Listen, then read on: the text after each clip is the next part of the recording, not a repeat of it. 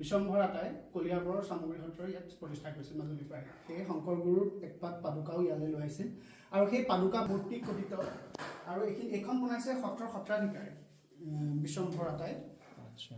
আৰু এইবিলাক এই মেৰাজিখনৰ ভিতৰত থকা দুৱাৰ মানে এইখন গুৰুত্বপূৰ্ণ আমাৰ বুঢ়াহঁতসকলে এই সম্পদ সৃষ্টি কৰিছিল।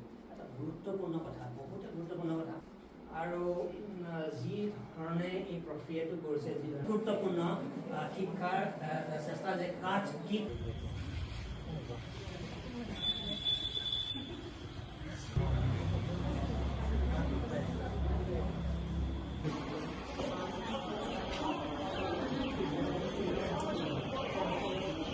অসমৰ সত্ৰসমূহ মাথো ধৰ্মীয় উপাসনাস্থলী নহয়, ই ভাৰতীয় জ্ঞানৰ এক প্ৰতিফলন আৰু সেই প্ৰতিফলনৰ পৰা জ্ঞান আহৰণৰ উদ্দেশ্যে এদল অধ্যয়ন পিপাসু জ্ঞান অন্বেষণৰ সন্ধানত কলিয়াবৰ শিক্ষা মহাবিদ্যালয় ছাত্ৰ ছাত্ৰীসকল আহি উপস্থিত হৈছেহি কলিয়াবৰৰ ঐতিহ্যমণ্ডিত শ্ৰী শ্ৰী চামগুৰি সত্ৰত। সত্ৰসমূহত সংৰক্ষিত পুৰণি পুথি পাঁজি, ভাস্কৰ্য শিল্প, বৰগীত, নাম প্ৰসংগ, ভাগৱত পাঠ আদিৰ পৰা শিক্ষা আহৰণ কৰি ভাৰতীয় সংস্কৃতি, সংগীত আৰু সাহিত্যৰ ধাৰাটো নতুন প্ৰজন্মৰ বাবে বোৱাই নিবলৈ এইসকল শিক্ষাৰ্থী আজি আহি উপস্থিত হৈছেহি কলিয়াবৰৰ ঐতিহ্যমণ্ডিত শ্ৰী শ্ৰী চামগুৰি সত্ৰত। আমাৰ লগত কলিয়াবৰ শিক্ষা মহাবিদ্যালয়ৰ এগৰাকী অধ্যাপিকা আছে, তেখেতৰ পৰা জানিম। বাইদেউ, সত্ৰসমূহ মাথো ধৰ্মীয় উপাসনাস্থলী নহয়, ই ভাৰতীয় শিক্ষা ব্যৱস্থাৰ এক প্ৰতিফলন।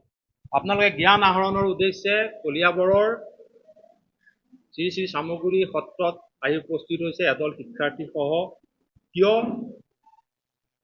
ইয়াৰ পৰা আপোনালোকে ভাৰতীয় সংগীত, সাহিত্য, সংস্কৃতিৰ জ্ঞান নতুন প্ৰজন্মলৈ আগবঢ়াই নিবলৈ প্ৰচেষ্টা অব্যাহত ৰাখিছে, আপোনাৰ বক্তব্য?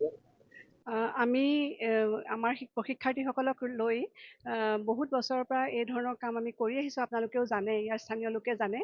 আৰু সেই তাৰ প্ৰথম উদ্দেশ্য আছিলে যে আমাৰ ঐতিহ্য সংস্কৃতিৰ লগত আমাৰ প্ৰশিক্ষাৰ্থীসকলক চিনাকি কৰাই দিয়া, যে ক্লাছৰুমৰ ভিতৰত বা শ্ৰেণীকোঠাৰ ভিতৰত লোৱা শিক্ষাই যথেষ্ট নহয়। আৰু কলিয়াবৰখন হৈছে সমৃদ্ধিশালী এখন ঠাই, য'ত সত্ৰ পৰম্পৰাটো মানে সত্ৰ ইমানেই আছে ইয়াত, আৰু আমিও গৌৰৱবোধ কৰোঁ যে কলিয়াবৰ নিচিনা ঠাইত আমি কৰ্মসূত্ৰে থাকিবলৈ পাইছোঁ। আৰু প্ৰশিক্ষাৰ্থীসকলৰো মই ভাগ্য বুলি ভাবোঁ যে তেওঁলোকে সত্ৰসমূহ ইমান ওচৰৰ পৰা নিৰীক্ষণ কৰিবলৈ পাইছে। এনে পৰিস্থিতিত নব্য শিক্ষা নীতিয়ে আমাক এটা সুবিধা দিছে যে ভাৰতীয় যোনটো পৰম্পৰাগত জ্ঞান তাৰ ওপৰত অধ্যয়ন কৰাৰ এটা সুবিধা দিছে, আৰু আমিও সেই সুবিধাটো গ্ৰহণ কৰি আমাৰ প্ৰশিক্ষাৰ্থীসকলক এই সত্ৰসমূহলৈ লৈ আহিছোঁ প্ৰত্যক্ষভাৱে, যাতে তেওঁলোকে সত্ৰৰ পৰম্পৰাটো যোনটো বিজ্ঞানসন্মত অধ্যয়ন পদ্ধতি তাৰ লগত পৰিচয় হ'ব পাৰে আৰু ভৱিষ্যত প্ৰজন্মৰ মাজলৈ এইটো লৈ যাব পাৰে। সেইটোৱে আমাৰ উদ্দেশ্য।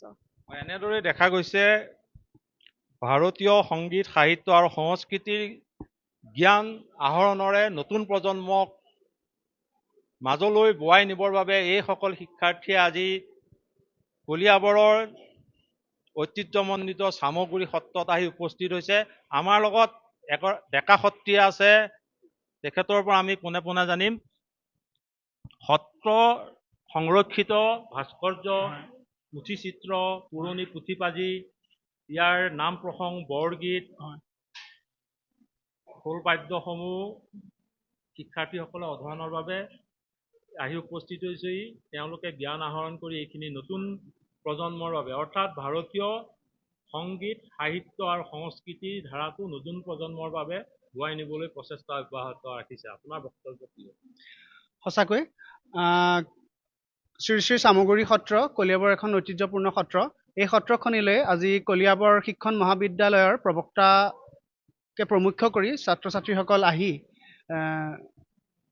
সত্ৰৰ ৰীতি নীতি আৰু সত্ৰৰ যি শিক্ষা ব্যৱস্থা, সত্ৰৰ মাজেৰে মহাপুৰুষ শ্ৰীমন্ত শংকৰদেৱে যি আধ্যাত্মিক শিক্ষা ব্যৱস্থা, নৈতিক শিক্ষা, প্ৰমূল্যবোধৰ শিক্ষা মানুহক দি থৈ গৈছে, অসমীয়াক দি থৈ গৈছে, সেইখিনি তেওঁলোকে আজি আহি পেলাই ইয়াতে অধ্যয়নৰ কাৰণে আহিছিলে আৰু অতি আনন্দিত আমি যে শিক্ষাৰ্থীসকলে নাম প্ৰসংগৰ পৰা আৰম্ভ কৰি চামগুৰি সত্ৰত সংৰক্ষিত পুৰণি ভাস্কৰ্য শিল্পসমূহ তথা আনুষংগিক বিভিন্ন বিষয় সত্ৰীয়া বিষয়সমূহৰ ওপৰত তেওঁলোকে অধ্যয়ন কৰিছে আৰু আমি আশাবাদী যে যুৱচামৰ কাৰণে যুৱ প্ৰজন্মৰ আধ্যাত্মিক চেতনাৰ বিকাশৰ কাৰণে সত্ৰ আৰু নামঘৰসমূহৰ যি ভূমিকা ই সঁচাকৈ অতুলনীয় আৰু এই শিক্ষাৰ্থীসমূহৰ দ্বাৰাই প্ৰাচীন ভাৰতীয় শিক্ষা ব্যৱস্থাৰ যি নৈতিকতাৰ শিক্ষা যি প্ৰমূল্যবোধৰ শিক্ষা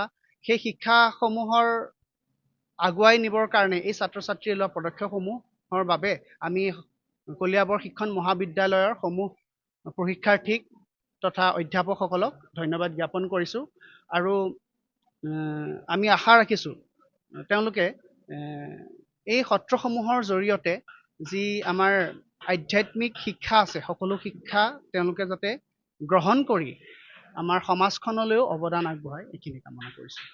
এনেদৰেই দেখা গ'ল কলিয়াবৰৰ ঐতিহ্যমণ্ডিত শ্ৰী শ্ৰী চামগুৰি সত্ৰত এদল শিক্ষাৰ্থী উপস্থিত হৈ ইয়াৰ ভাগৱত পাঠ নাম প্ৰসংগ বৰগীত সত্ৰীয়া নৃত্য খোলতাল আদি ভাস্কৰ্য শিল্প সংৰক্ষিত পুৰণি পুথিপাঁজি আৰু পুথিচিত্ৰসমূহ অধ্যয়নেৰে ভাৰতীয় সংগীত সাহিত্য সংস্কৃতিৰ জ্ঞান নতুন প্ৰজন্মৰ বাবে এই ধাৰাটো বোৱাই লৈ যাবলৈ যি প্ৰচেষ্টা অব্যাহত ৰাখিছে কলিয়াবৰ শিক্ষা মহাবিদ্যালয়ৰ এদল শিক্ষাৰ্থীয়ে।